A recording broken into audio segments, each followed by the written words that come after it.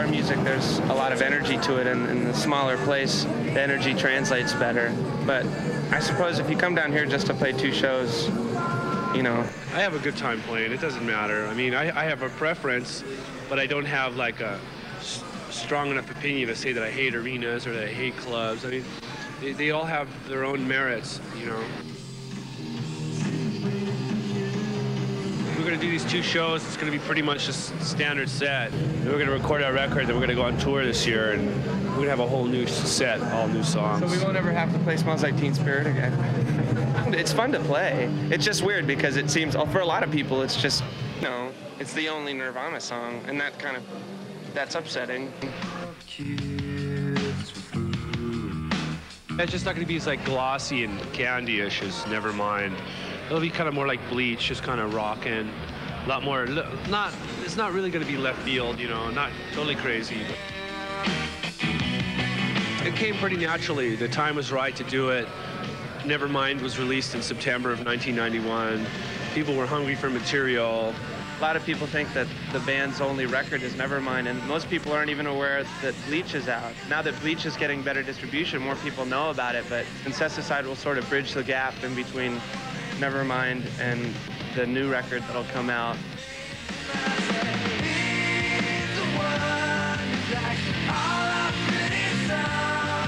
Yes and no. It's kind of like Neil Young's got Harvest, and then he's got Harvest Moon. Well, instead of taking 20 years, we're just going to take 3 to go back.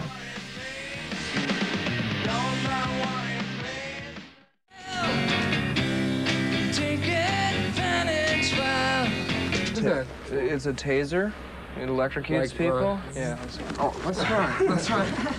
I think we're going in more of an experimental new wave type of direction.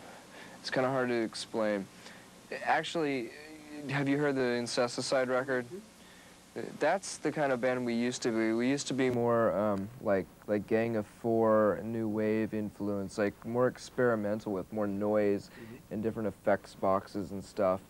And then we started getting too much into straight-ahead garage grunge music, and that's pretty much what Bleach was like. And then Nevermind was more pop, a little bit more commercial. And now we're kind of reverting back to the first thing, which would sound more like Incesticide, just weirder stuff. Was that intentional, this kind of evolution? I mean, you going towards commercial songs? And, We just happened to be really into the idea at the time. It seemed like a really challenging idea at the time because we were playing punk rock underground clubs, and we thought it would be really funny to test that out on those kind of people to see if they would be able to swallow more of a clean pop, you know, sound, and see if we can get away with it, because we love that kind of music. We like a lot of commercial music that's good, you know. Most of it's old, most of the old commercial stuff we like, but it was just something to do. We're pretty much bored with that phase now, because you're really limited, especially when you're a 3-piece, you know, because there's not much you can do with, you know, 3-chord guitar rock. Not really. Well, the whole new wave concept, I mean, when it began, it was very pop. I mean, oh, yeah. Like, if you can name any bands, you mentioned... Well, like the B-52s, Devo, you know, anything. I think that's one of the most grossest periods of music in history is right around the mid-'80s when this crossover metal and punk rock thing started happening, where it wasn't cool to write songs that had melody anymore. It had to be total noise and aggression all the time, and I just got really sick of that. How do you I think it's happening already. I mean, obviously, the most popular alternative bands on a national commercial scale are more, you know, commercial. They're more clean and, you know, like Pearl Jam and stuff like that. And that's the same thing that happened with punk rock. You know, punk rock was really aggressive and raunchy, and those bands got signed to major labels, and it didn't do too well in the mass media. And so then all these punk rock bands turned into new wave bands, you know? So that's exactly what we are. We're a fucking new wave band. People like that tend to think that they can buy anything, you know? personally don't think that she's really sincerely into that kind of music. I wouldn't know because I don't know her as a person, so maybe she is, but to me it seemed kind of superficial. It seems like a cash-in kind of thing. We just signed a group called Candlebox from Seattle. That's our newest. Sort of a grunge scene thing? Yeah, kind of. Kind of in the Alice in Chains, sort of Pearl Jam. And an attempt to be kind of hip and get a little bit more credibility. But in a way, I respect Madonna for the things that she has introduced, because she's introduced some subversive things, and it has nothing to do with sex as far as I'm concerned. I'm talking about like the introduction to the Vogue dance, which originated in the gay clubs in the mid-'80s and early '80s. And stuff like that, and she's always been supportive of things like that, which is, I think, is really cool. She's just from a different world, you know, so I don't expect her to understand punk rock, because, I mean, obviously she knew about punk rock. She had to. She, you know, she was hanging out in New York at that time, and she chose to ignore it, so that was her choice. How superficial are consumers and all that? The mess.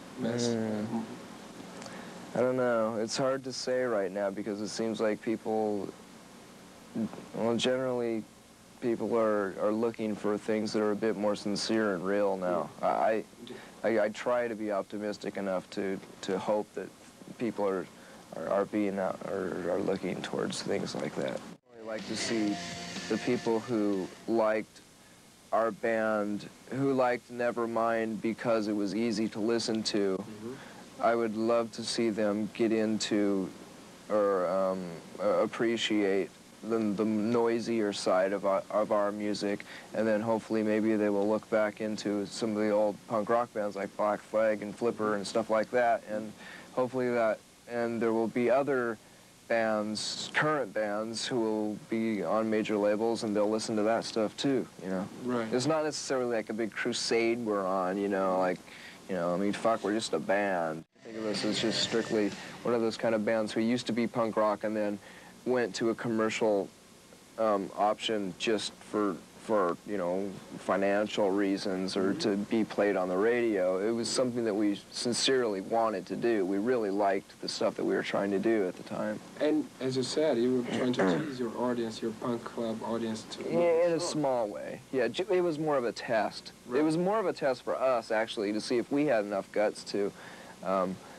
get away with the acceptance by the people who we respect, because the people who we respect the most are the people in the underground punk rock audiences, you know.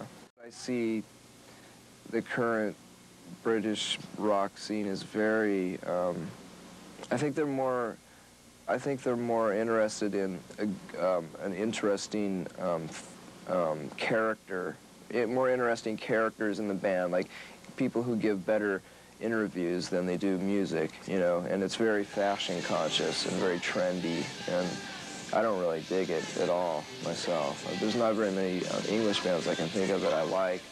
In fact, I can't think of any off the top of my head, but I know there are a few. I think we played a couple of new songs, and then we did some new wave songs, you know, when we started jamming and stuff, but for the most part, we don't want to over-practice the new songs.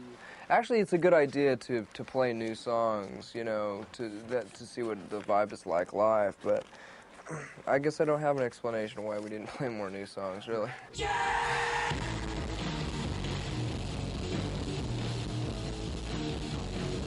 Normally we do, but a while ago we got so tired of people bootlegging stuff. And we want the new album to be more or less a surprise. We don't want anyone to know what the new songs sound like.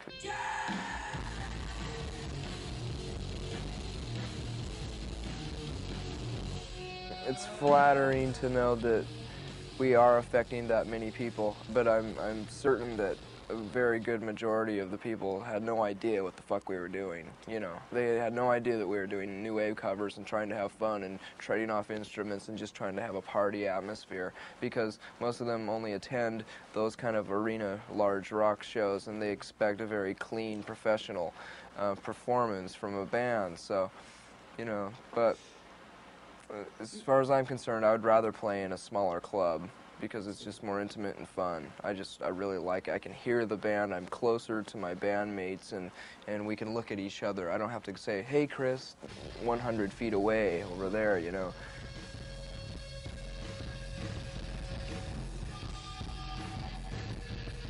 And most of the time, yeah, that's one of the only ways that we can really deal with the idea, the reality of playing in front of that many people, because we never ever intended to do that, you know. And I've never hardly ever enjoyed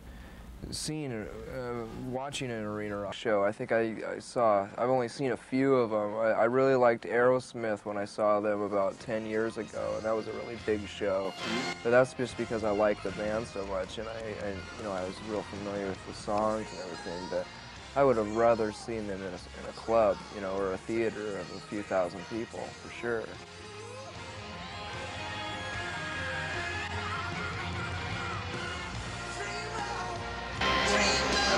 I've never heard a band that sounds like us. I can't say that I've heard a band who sounds like they rip us off or have been influenced by us. And if they have been influenced by us, I hope they've just been influenced by the sincerity we try to put off. Mas se a humildade de Kurt não reconhece ninguém influenciado pelo Nirvana, ele falou sem problemas de uma banda que o influenciou muito, o Young Marble Giants.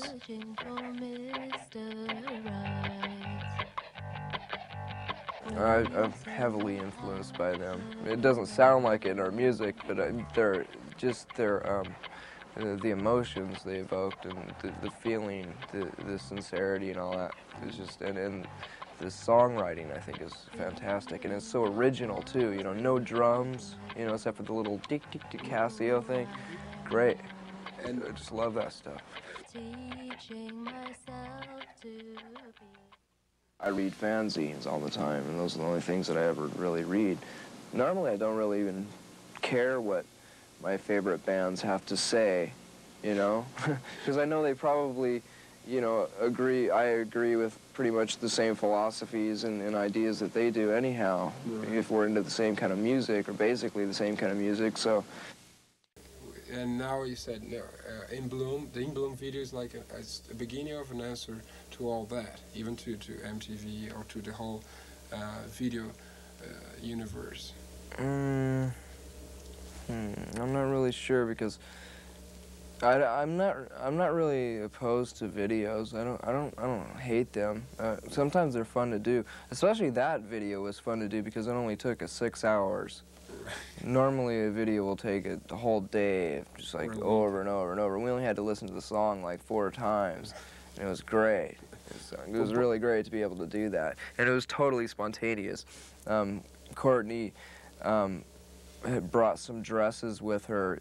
She was taking them to a friend's house, or she had borrowed some dresses from a friend of hers, and so I thought, hey, let's put some dresses on and, you know, dance around in those, and that was just, you know, everything was just pretty much spontaneous. The basic idea was just to, you know, do a video that looked like it came from the early '60s or the late '50s. Well, what about the other version that you were more with suits and all like that? It was done in the same day. Yeah. You just changed your clothes. Yeah, we just changed our clothing. Okay. Yeah. Oh, and you mentioned that Courtney came with those dresses, and she's recording right here. I mean, do you, by any chance, interfere with what she's doing in her work, or how much does one interferes with other works? Yeah, we get in each other's way every once in a while. Yeah, but I mean more intentional. We just like to be together all the time. You know, we're best friends. She's my best friend, and so when she's playing music, I like to listen to it and maybe suggest some things, and she does the same thing with me too.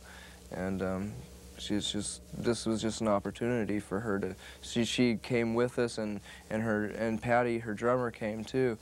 It's just a vacation, and so this was just a spontaneous thing for them to just make a few demos and see what they're going to do with it. Okay. Yeah. Okay. Thank you very much. Yeah. Okay, it's rolling. Arnaldo Baptista, is that how you pronounce his name? That's it. Where?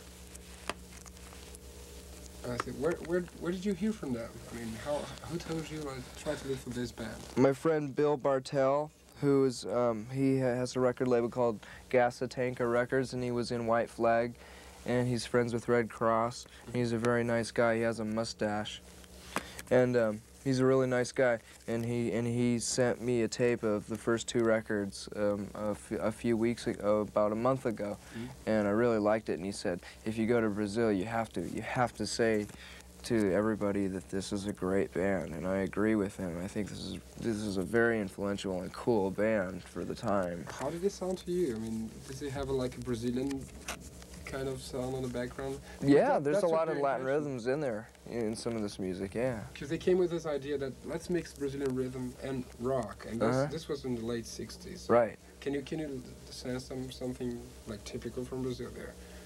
Yeah, oh definitely. There's some, I can hear the rhythm and the influence in the music a lot. I respect them so much. I'm not familiar with them very much because I've just started getting into them, but I think from what I've read about them, they were very revolutionary. I mean, they made their own effects boxes, you know? They made their own fuzz boxes, and they were also really controversial too, which was, they had a lot of guts to be doing stuff like that in the military society that was going on then, and I just think that is so cool. That was totally counterculture. Yeah, totally, very. People wouldn't believe what they did. Yeah. Oh, it's very cool like that. And I hope you enjoy the CDs too. Yeah, I will. And thank you again. All right. Bye.